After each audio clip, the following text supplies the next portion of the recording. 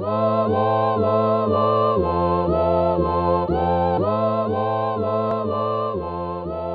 and welcome to Flash Forward. I'm Rose and I'm your host. Flash Forward is a show about the future. Every episode we travel to a different possible or not so possible future scenario, and then we consult experts about how that future might or might not happen. A quick note, this week we say a couple of bad words and we talk a lot about death. It's nothing too out there, but if you don't want to hear any curse words or a lot about dying, you maybe want to skip this one. Okay, let's start in the year 2055.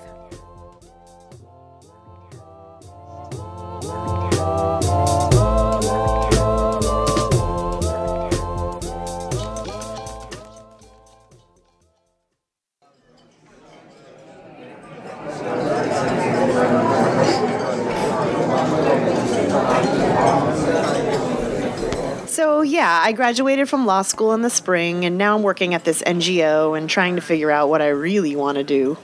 That's really neat. So, do you know yet? Do I know what? Your date. Oh, no, I don't. Do you? Of course. I sent the paperwork in as soon as I heard about it. I totally don't understand people who don't want to know. I don't think I want to know. Why not? I don't know. It just seems... I don't want it to take over my life. It hasn't taken over my life. I mean, what am I supposed to do with this information? What if it said you were going to die tomorrow? Would you even be on this date? Well, no, probably not. Well, I'm going to die on August 12th, 2096. Oh, wow. So you've got a lot of time. Yeah, I don't really have to start worrying for a couple of years. Does it tell you how you're going to die? No, it can't do that. I guess that's too hard. So when it gets close to August 2094... 2096? Don't steal any years away from me. Okay, 2096, I mean. Well, what are you going to do then? Oh, I have it all planned out. I'm giving myself a couple of years to just, live like I am now. But on August 12th, 1961, so when I've got 30 years left to live, I'm going to make a big spreadsheet of all the things I really care about. I mean, I could make that now, but I don't feel like I really know what I care about yet. Do I want to get married, have kids? I don't know. But I think in 5 years I'll know, so I'm going to make a big sheet of all the things I want to do and schedule myself out. So efficient. I think you're teasing me, but yeah, I guess it is efficient. So if I want to have kids, I'll schedule it in. And if I want to go to Thailand and Jamaica and Australia, I'll schedule those in. I've got plenty of time. I would want to know your date before we went on another date. You literally would not go on another date with me without knowing? No. What if your death date is in a month? What if you die on one of our dates? Well, I'm not getting my date, so I guess this isn't going to work out. I guess not.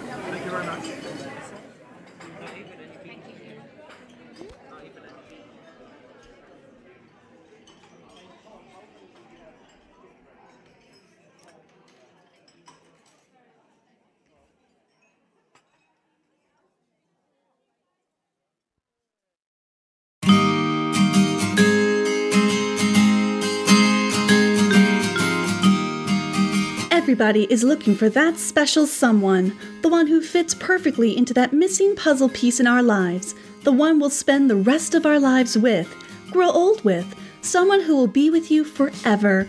Lots of dating sites match you with people who might entertain you, who might be fun to talk to, who you might even love, but only one site matches you with people that you can really spend your whole life with.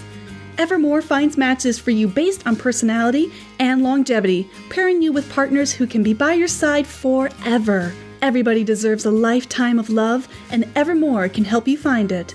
Have your love of your whole life. Don't be left behind.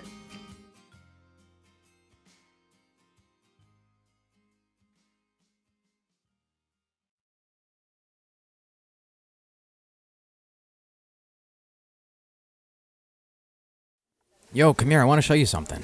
What? Have you seen these? What is this? You haven't seen these? People are opening up their letters together and filming it. Ooh, that seems like a really bad idea. Yeah, it's horrible. Look at this one. What? Oh man, this is really fucked up. Are you serious?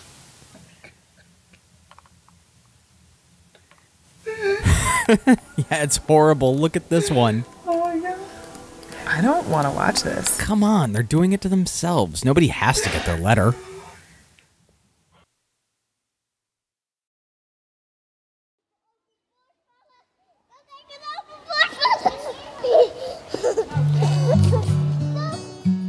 We never forget the moments that matter most to us.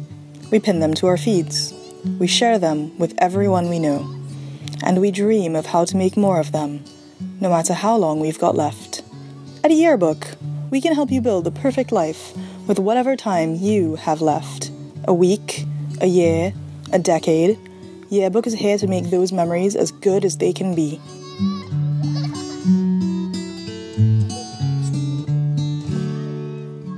Our patented data system works in two magical parts.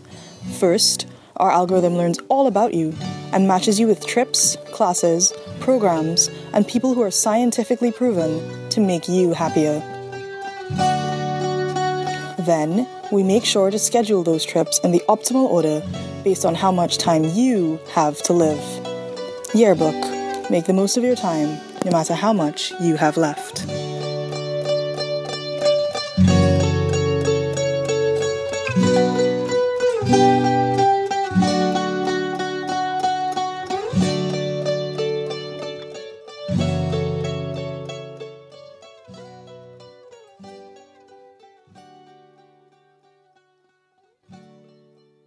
Okay, so in this future, you can choose to find out the exact date on which you will die. Now, this is impossible, totally impossible, and I'm not even going to try to come up with some strange pseudoscientific explanation for how this might happen. It's not a thing. Just go with me here. Some of you have asked where all the weird episodes went this season. This is one of them. I wanted to talk about this future because I'm really interested in certainty and uncertainty. So much of the technology that I get pitched all the time as a journalist offers the promise of more information, and what they really seem to be selling is more certainty. What is going to happen? What is going on inside your body?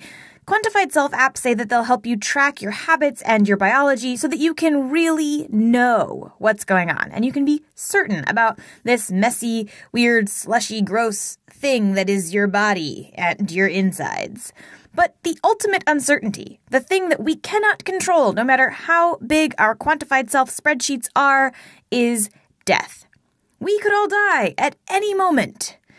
But we don't like to think about it that way.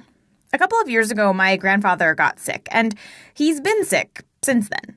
It gets a little better, gets a little worse. Recently, it's gotten a lot worse, and we all kind of know that this is probably the end for him. But even though we all sort of know that, nobody is really prepared for it. Nobody ever talked to him about how he wants to live his final days. Does he want to be in a nursing home? Does he want to be put on life support? Does he want to be resuscitated? And this is a really common problem. It's hard to have those conversations for different reasons. You know, one of them is we just don't really know how to do that. In the States anyway, we talk a lot about if we're going to die, not when we're going to die. Some people say that it's, bad luck to talk about death, but I've found that talking about it doesn't actually kill you. That's Chanel Reynolds. She's the founder of a site called Get Your Shit Together, which helps people get their shit together. Stuff like writing a living will, getting it executed, getting disability insurance, putting together an emergency plan, all that shit that if you are like me, you do not have together. And Chanel launched the site and got involved in this whole thing for pretty much the most awful reason possible. I find myself here completely by accident, to be honest. And I mean that pretty literally. My husband was killed in an accident almost 7 years ago. And he was hit by a van while he was riding his bicycle. I was at a barbecue with some friends with our 5-year-old son, and I got a phone call that he had been in an accident and it was bad. And I had no idea what was going to happen. I had no idea if he was still alive or not, but I needed to go to the hospital and got there, and he was still alive, but just barely. And after a week in the ER and the ICU, I ended up removing medical support because he was not going to be able to come back either physically or mentally. And because we had had some conversations earlier when our son was born about end of life and living wills, I knew that that was not going to be an acceptable quality of life for him. So I did the hardest thing that I think someone can do and just let him go. Now, losing your partner to a horrible accident is a lot of people's worst nightmare, but for Chanel, the nightmare just didn't end. There was all of this other stuff that kept happening and making something that's already so terrible even worse. The nightmare just kind of kept going for a long, long time. Not only do you go home and try to tell your child that his papa's body died and he won't be coming home, I was also staring at my late husband's phone and I didn't have the password, so in the hospital I couldn't call his dad. Our wills and our living wills were totally done and waiting for me in my inbox, ready to be signed and notarized. They had been there for 6 months before the accident happened and they weren't legal. They weren't legally binding. You know, I didn't know how much insurance we had. I didn't know whether we had disability insurance or not. So there were just all these really awful questions and digging and spending time on the phone with customer service to try to get my cell phone turned back on because it was in his name. So the level of suffering and sadness and grief that we experience in our lives is inescapable. But there was this whole level of what I guess I could call optional suffering that happened afterwards that was often the thing that kind of just brought me to my knees. And Chanel just wasn't ready for it. She was young. She thought they had years and years left to plan for death. And then there it was. And she was so unprepared. In the ICU, within the first 24 hours of the accident, I was standing there and I said to my friend, "Oh my God, I don't have my shit together at all." And Chanel realized that if she, college educated, English is my first language, extrovert, project manager, kind of bossy woman, didn't have her shit together, then probably a lot of other people also did not have their shit together. And she's right. A huge number of Americans don't have any kind of will or plan for when they will die. More than half of the U.S. adult population doesn't have an estate plan. I didn't even know what an estate plan was until I talked to Chanel. I just always assumed that I have time. I'm young. I'll figure it out later when I get old. When my boyfriend and I adopted a dog last year, one of the questions on the survey that we had to fill out to determine whether we would be fit dog parents was, if you both die, what happens to the dog? I remember that we looked at each other and we just kind of laughed because it seemed so absurd. We're both under 30. Neither of us was going to die anytime soon. But you don't know that. It could happen. And I'm glad we actually did talk about what would happen to our dog, because if we died, the last thing I want is for her to wind up back in the shelter that we adopted her from. So a few years after losing her husband, Chanel put up a little WordPress site with some guides to help people do all of the things that she didn't do. Write a living will, get disability insurance, have detailed conversations about what each person wants from their end-of-life care. And if you were having a moment right now where you're thinking, crap, I don't have my shit together, you are not alone.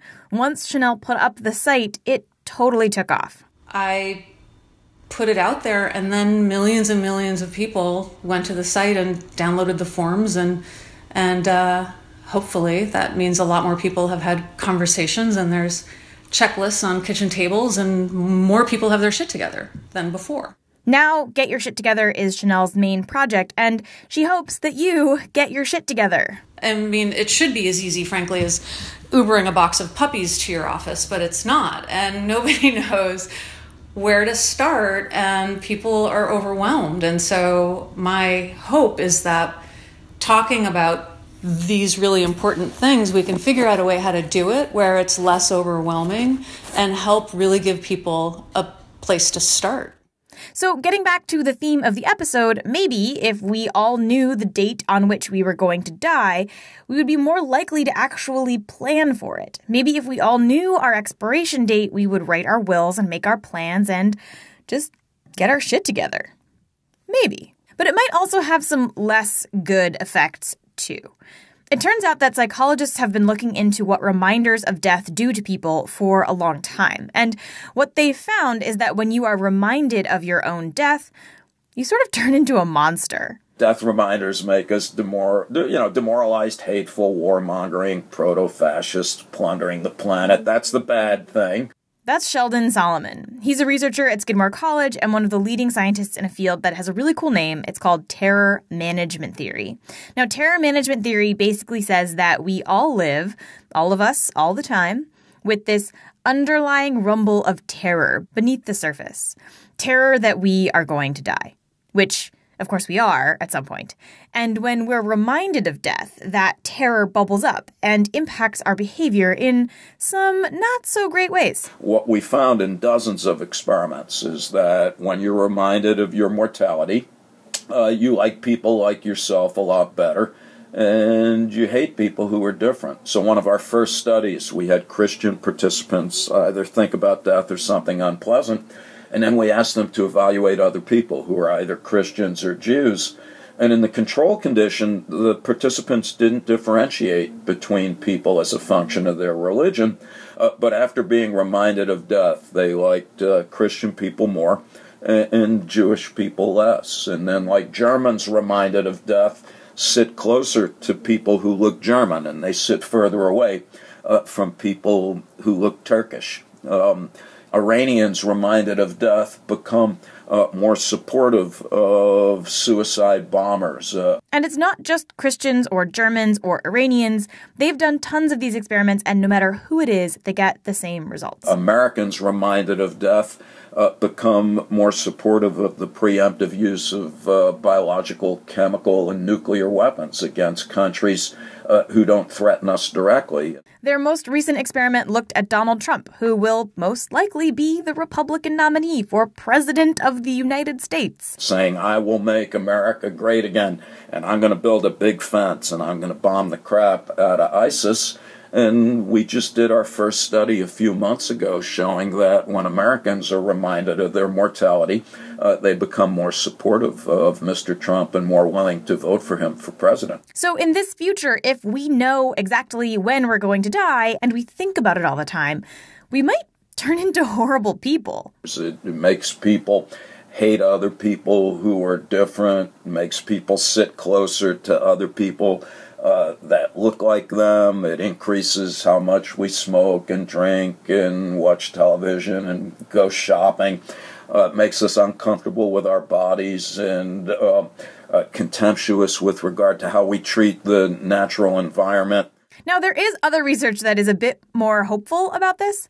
Death reminders can have all of these pretty horrible side effects, but in some cases they can have positive effects too. So, for example, there are studies showing that when we're reminded of death, even very subtly, we become more generous to charities, although we only do so for those that are helping people in our culture. And then there's other studies with where folks that are securely attached, when they're reminded of their mortality, they don't hate people who are different.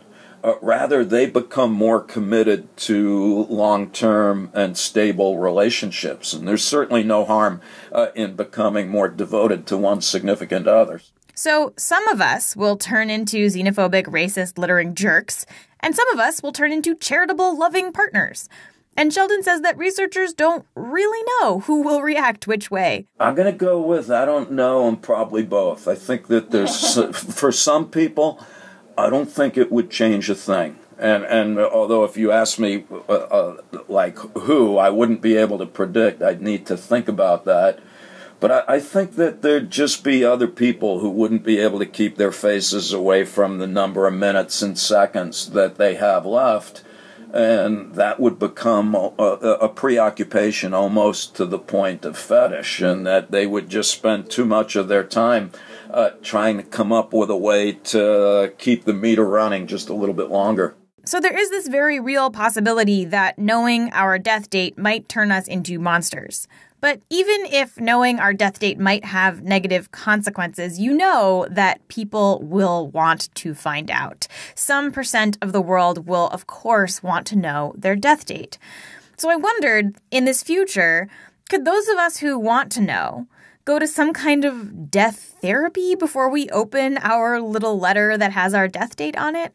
I mean, to prepare us for the information and maybe reduce some of these terrible things that thinking about our own death can do? To be silly, if I could answer that one, I'd be chugging rum out of a coconut on the beach with my Nobel Prize, because I do. I think that's a high-dollar question. Yeah, I don't see why, in principle, that we couldn't adopt from a therapeutic point of view, the kind of existentialist approach.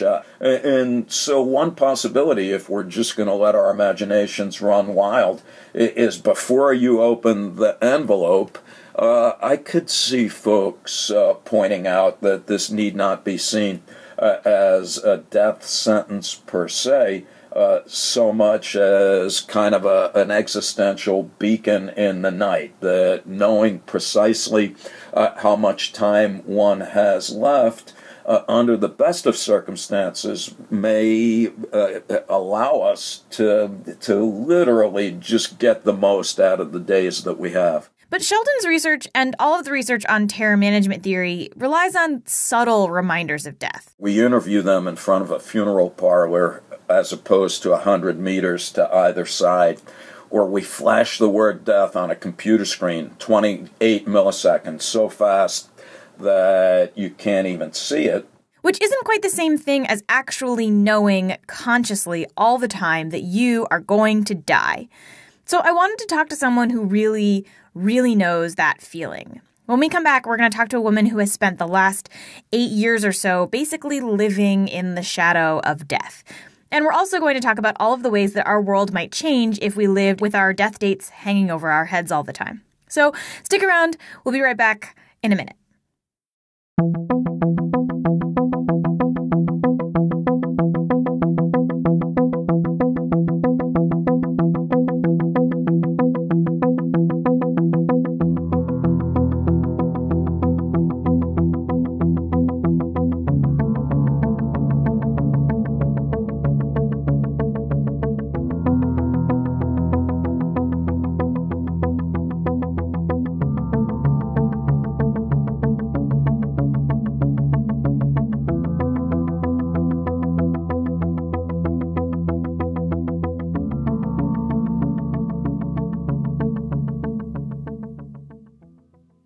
So we've been talking about a future where you can choose to know when you are going to die. And this is an impossible question, really, but it's one that I like because it gets at questions about how much you really want to know.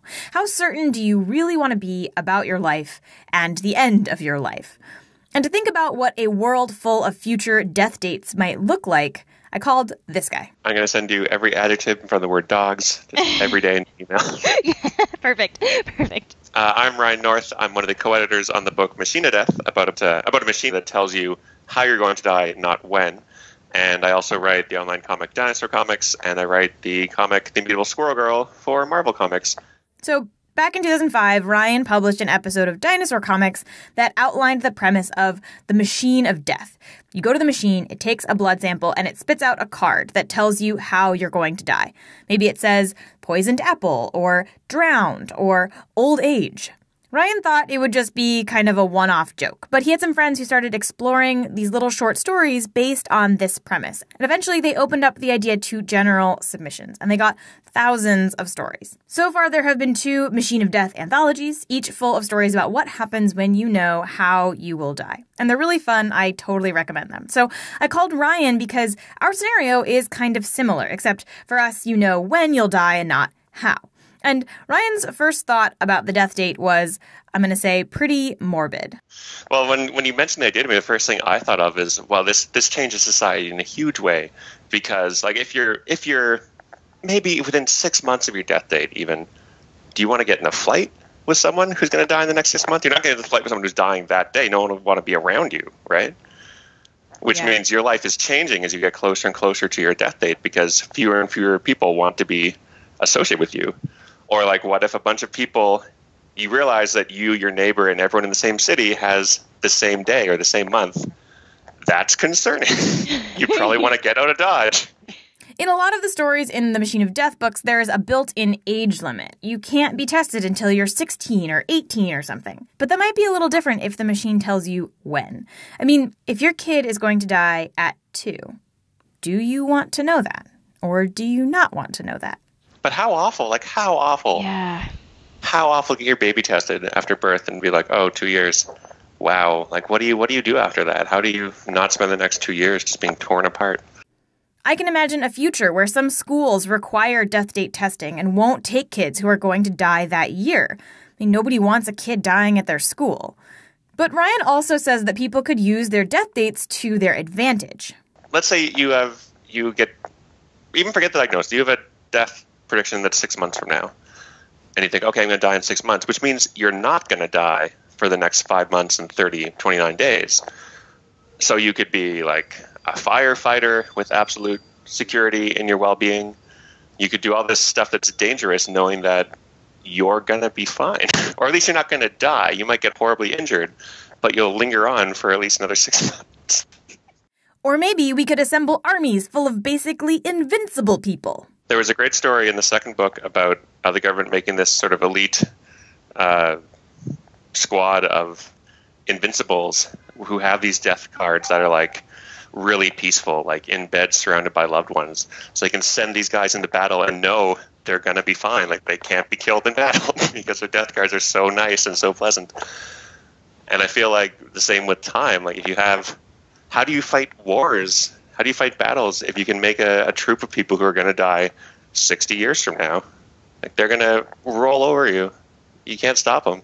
Unless you invent a weapon that paralyzes people for 60 years, and then you've removed that advantage. And Ryan thought of something that I had not even considered. People trying to cheat their death dates. You wouldn't be like on a plane trying to rush the date line, staying just ahead of that day for as long as possible. I had not even thought of that. That's genius. I spent a lot of time thinking about escaping death. You have to rules lawyer your way out of it. It's the only way. Yeah, that just seems, but it seems it's like futile ultimately, right? Like you eventually get there. Is it though? Like if, let's say I'm going to die 10 years from now. I have a month, a day, and a year. And I'm like, I don't want to die 10 years from now. I'd rather die 60 years from now. If I can, spend those 10 years getting elected president of America and then pushing through a law that changes the calendar from the Gregorian calendar to the Ryan Northian calendar, that changes the years minus 60. I might be able to escape it. Oh my God, because you rules lawyer it, right? You try to find the loopholes and drive a truck through them. And if we can really test people for their death dates, why not animals? Why not your dog or cat or a plant or a tree? Maybe we could use this to predict extinctions and see how bad climate change is really going to be. It's like, you can test plants. Now we're crazy. I mean, this is already a ridiculous idea. Because now we're testing all life, which means we have a test for whether or not something is alive. That's true. And we can answer some questions about long-lived species like those trees that live 1,000 years and stuff like that. Which means if you have trees that live thousands of years, which we do, and you see those are all dying at a certain date in the future, which they might, Earth is screwed. Okay, so we're way out in the woods here, but hey, you asked for a weird episode, so here we are, testing trees for their death date. Anyway, it's easy for us to sit here and ponder what it might be like to really know when you're going to die, like it's this fun thought experiment. But as I was thinking about this episode, I realized that for some people, this is not really a fun thought experiment. It is their life. There are people living right now with what is essentially an expiration date. And I wanted to talk to someone who really knows what it's like to live thinking about death all the time. I'm trying to think, how do I... The story is so weird and it's so complicated. This is Eva Hagberg Fisher. So right now I'm 33. I live in Berkeley. I'm married. I am finishing a PhD at UC Berkeley in architectural history, sort of history, English, interdisciplinary things. Eva is also the author of a memoir on brain disease and love called It's All in Your Head, and she writes a column for Ever Up about medicine and feelings called How to Go to the Doctor. And Eva's medical story is complicated. Let's go with complicated. A lot has happened to her in the past 8 years, and we're only going to cover some of the story, and we're going to skip a lot of parts. I just want to give you a sense of what she's gone through before we talk about her feelings about knowing her death date. So in 2008, Eva was 25, and she was living in New York City. She was working as an architecture critic, and she started feeling kind of weird all the time. I started noticing that I was dizzy a lot of the time, and I was really thirsty all the time. Eventually, she went to the doctor, and they ran a test, and it came back negative. And the doctor basically said, "I'm not sure what's wrong with you, but go to this vestibular rehab place. They'll help you work on your balance." Eva thought that maybe her dizziness was just due to stress, and so she actually moved away from New York City to see if that would help. And I basically spent a year, and I basically rode my bike and ate a lot of Oreos and kind of had this, like palate cleansing year. In Portland, she applied for grad school, and in 2010, she moved to Berkeley to start her PhD. But pretty much as soon as she got to grad school, things got a lot worse. I had this, really unusual anxiety and really kind of obsessive thoughts, obsessive fears. It was really, really strange. It was really unusual. A doctor put her on anti-anxiety medication, which didn't really help. Which made my symptoms, which included fear and also included dizziness, kind of easier to accept, but it didn't make them go away. So I'm in this sort of weird, half numbed out state. And over the course of about a year and a half, things were just getting worse and worse and worse for Eva. She would wake up covered in sweat. She struggled to focus on anything. She had these sudden mood swings and temper tantrums, and she would throw glasses around her kitchen, and she would forget her students' names. Things stopped kind of making sense physically, and they also stopped making sense mentally. And she wound up fainting in the hallway of her yoga studio. And after an EKG, she was diagnosed with something called Wolff-Parkinson-White syndrome. Which basically can kill you at any... it causes, and this is a clinical term, sudden death. So they tell her, you've got this thing, make an appointment with cardiology. Get yourself checked out. And the next day, I had an appointment the following week. The next day, I woke up, I couldn't walk. I was really confused. I tried to go to the pharmacy to pick something up. I couldn't figure out if I should drop off the prescription or pick it up first. That didn't make sense to me. So I went to the ER. Eva spent the next 6 days at the hospital at UCSF where nobody could figure out what was going on with her. She made some phone calls to friends and parents of friends and pushed for more tests, and eventually they found something. He comes in 3 or 4 hours later, and he's like, there's a finding, and shows me on the screen this lesion behind my pituitary that had actually hemorrhaged. And the doctors thought that there was a tumor growing in her brain. They just couldn't see it. So she had brain surgery to find the tumor, but they didn't find anything. And a couple of days after the surgery, Eva got really sick again. I was just throwing up every 3 to 5 minutes. I remember really clearly paramedics coming, getting strapped into a gurney, and being driven across the bridge. And I found out later that I was really, really close to dying. I was going into a low sodium coma, and I was 2 sodium points above brainstem death. It's completely horrifying. And in the moment, I remember lying in the ambulance and looking out the back windows and crossing, over the bridge from Berkeley and driving through San Francisco and thinking, this is going to be the last thing that I ever see. And in that moment, I was completely calm. This calm that people sort of talk about did happen. And the time I thought that I was calm because I was really tough and good at dealing with this. And I recognize now my brain was shutting down. We're going to fast forward here a little bit because this is really just the very beginning of years of medical confusion and tests and doctors. Since then, Eva's been diagnosed and undiagnosed with uterine cancer, a brain tumor, uterine cancer again, chronic fatigue syndrome, mold illness, brain cancer again, histamine intolerance. The list goes on and on and on. At some point in there, she was re-diagnosed with Wolff-Parkinson's-White and had heart surgery to treat that. She got married, she got better, and then she got sick again. She moved to Sedona to escape what she thought was a mold allergy, and that didn't work, so she moved back to California. Eventually, she was diagnosed with something called mast cell activation syndrome, which is an immune disorder where certain cells release too many chemicals. Now, if you're confused at this point, it's okay. It's confusing, and this is an extremely condensed version of her story. She does have a memoir. If you want to read the rest of it, you should totally do that. I'll put a link in the show notes. But the point of telling you all of this is to make it very clear that Eva really knows what it's like to live thinking about her own death kind of all the time. And she says that after all of this, she gets a little tired of what-if thought experiments about death.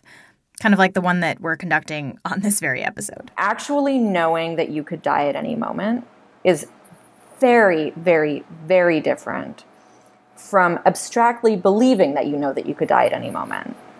You know, so a lot of people said, as a way of trying to comfort me, like, we're all dying. We could all die at any moment. And I found this very, very hard to swallow because as much as I had, like, tried to live as though I were dying, you know, in some way, like, okay, let me pretend that this is my, you know, last year. What's really important to me? You know, these kind of like self-improvement exercises that we do I don't know, I've seen people do, you know, or this sort of obsession with movies like The Bucket List or Last Holiday. Like, let's pretend that we're going to die soon. And like, oh, I've always wanted to open a bakery. Like I've always wanted, you know, butterflies are really beautiful. And that was not my experience. I was not like, you know, I've always wanted to write a novel. I was like, this is fucking horrible. This is the scariest thing I've ever been through. And I'm so scared to die that I don't have the mental bandwidth to like suddenly start reading books about butterflies or to take a really nice vacation.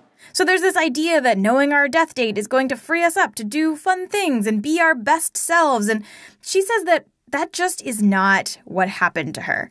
She was just scared all the time. And this is the biggest thing that I got from Eva, really, is that, you know, we can talk about, oh, what would it be like to know when we were going to die? Do you want to know? I don't think I want to know. But we can't really feel the abject terror that she felt when truly faced with her own death. And realizing that I had not understood the word terror before that happened. Like, I had been scared, but I hadn't been terrified. And I would just... the things that would set me off would inevitably be some kind of like social slight or something. And then I would become completely hysterical and hyperventilate. And the way, I mean, it's sort of this like titrating up of awareness.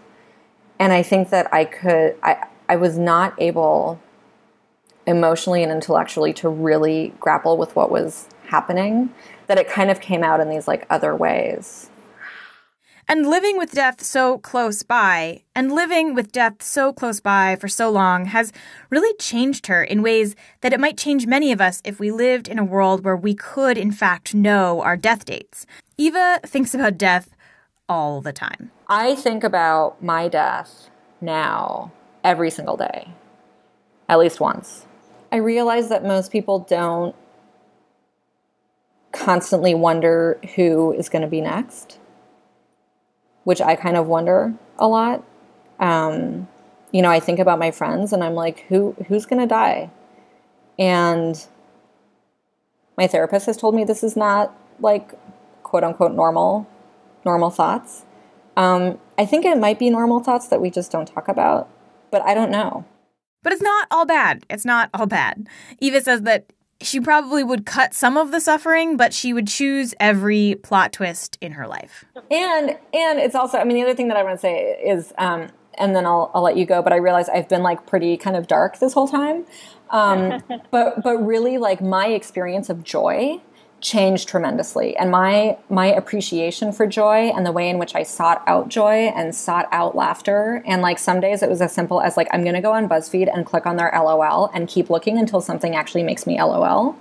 And so this experience has also really given me a richness of experiencing ordinary life and also like a drive towards joy as much as a drive towards, like achievement or, you know, selling 4 billion copies of my book or whatever. And so that is a really important piece of this, is that like the flip side of being so available for the darkness is really being just as available for all of the lightness and the beauty that comes with life. So That is a really important piece. And that doesn't feel like, oh, I realize butterflies are pretty. It feels like a much deeper, like, oh, I'm laughing right now. Like every time I find myself hysterically laughing, I like call attention to it in my head. I'm like, I am laughing. I am experiencing laughter and joy, and this is beautiful, and I'm going to like soak it up because I know so deeply it's opposite. And so it's just, the lows are lower and the highs are higher. And the highs are really beautiful. At the end of every interview I did for this episode, I asked the same question. If you had the choice to find out your death date, would you? Would you want to know? And for Eva, I totally thought I knew what she would say. Because one of the things that Eva has written about and we talked about a lot was how hard it was to spend years not really knowing what she had and how bad it was. She had all these cancer scares, but never cancer. She had these mysterious symptoms that nobody could ever figure out. And it was so uncertain. I have this iPhone app that's like my chart, right? And I would look at my tumor marker and I would look at it just steadily rising, which it did for 6 months. It just kept rising. And basically incremental rise is really indicative of a malignancy growing. And I would feel this kind of relief that like soon I could just kind of give up and I wouldn't have to constantly question myself and question my symptoms and wonder if I was exaggerating or wonder if I could try harder. So I thought that after all of these years of being unmoored, totally unsure of what was coming, Eva, of all people, would want the certainty of a death date. To really know, to know exactly when she would die. But she said no, she wouldn't. What she realized after all of this is that data, numbers, certainty, they might seem like they could comfort you, but they can't, at least not for her. One of the biggest lessons that I learned was that I had believed that information was God in a way. And I am not religious, so I use that as a non-specific term. And so getting back to this original sort of question of like, do you want to know and how much does that help? Like I believed that if I had enough information, I would feel comfort because what I was really looking for was comfort. And I kept thinking if I just know where I stand, then I can relax. So if I imagine having been through the last couple of years and having known for certain what was going to happen or when I was going to die, I think that that's kind of like a false, it's like a false kind of higher power. It's a false like decree because it isn't actually comforting because I had these days where I knew there's an X% chance that I will die on that day. And as much as I try to push my doctors for certainty and for giving me these percentages and for like, okay, how much more dangerous do you think it is? And what is the likelihood that I'm going to die of sudden death before this surgery? And even with as much information as they gave me, like that was never comforting. But Eva was actually the only one who said that she wouldn't want to know. I was really thinking that I might have almost gotten through the conversation with you without having to answer that question. Well, I have, in general, kind of an impulsivity issue, so I don't know that I would be able to restrain myself from doing it, to be honest. I don't know that I would want to know for me, necessarily, because I know things you can't assume anything, right? But I am a single parent of a 12-year-old kid, and losing a parent is awful. Losing both of your parents, I don't know what that would be like, and I'm glad that I don't know, or at least when my parents die, I'm already an adult. So I think just to be either A, reassured, or B, to start really start fucking planning really hardcore for my kid, and I would feel obligated to find out. I don't know that I'd be happy about it, and I don't know that I would on my own. If I wasn't a parent, I don't think I would. I think I would just, tra-la-la it for as many days as I get. Oh, okay, so to be silly, because we're indulging ourselves, I would choose both, but I know you can't. You can't have it both ways. So what I would like to think is that I would have the fortitude to just say, you know what, I don't want to know. Because, I like the idea in principle that we should live each day. The may sound trite, but the idea of living each day as if it were our last, and in so doing, get the best out of every moment. On the other hand, I must confess, I'd probably be sneaking a peek just out of curiosity. I'd be the first in line to find out, I think. Really? For personal information, because maybe I'm going to live, how old am I now? I'm 36. So maybe I live to be 37, maybe I live to be 80. And if I live to be 37, I would like to know about that. You got some stuff to do? Yeah. For instance, I have some deadlines in 2018. I could ignore those deadlines. Sorry, that book's not coming. Yeah. Thank you for the advance. I gotta news go. About that. I'm not sure how I feel about this, honestly. I don't have kids. I don't really have any big things in my life that would make finding out my death date a responsible choice, like it is for Chanel. If I die, my partner will take care of our dog, and people will be sad, I hope. But I'm not leaving any huge holes unfilled. So I kind of wish that I could be the kind of person who would opt to not know.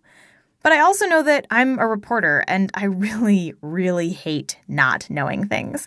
So I would probably give in to that impulse eventually. I don't think I could resist. I couldn't either, because it's I want to live at least one more minute than you poor bastard.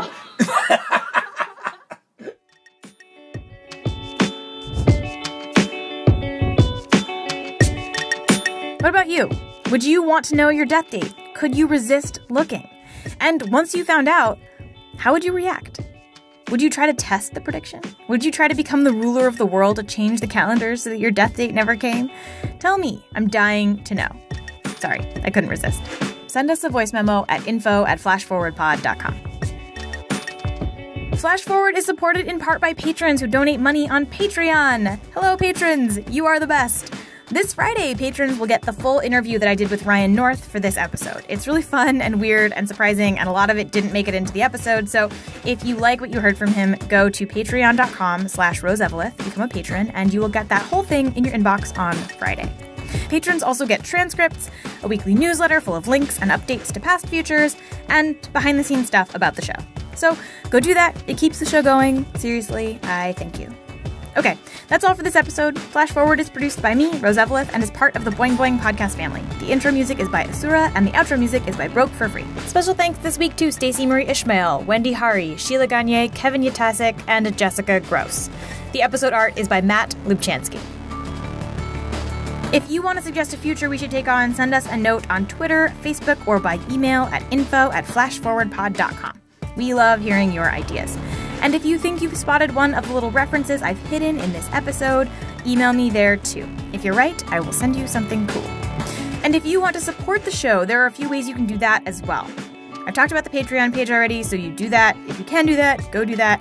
But if that's not in the cards for you, you can head to iTunes and leave us a nice review, or just tell your friends about us. That really, really actually does help. Okay, that's all for this future. Come back next time and we'll travel to a new one.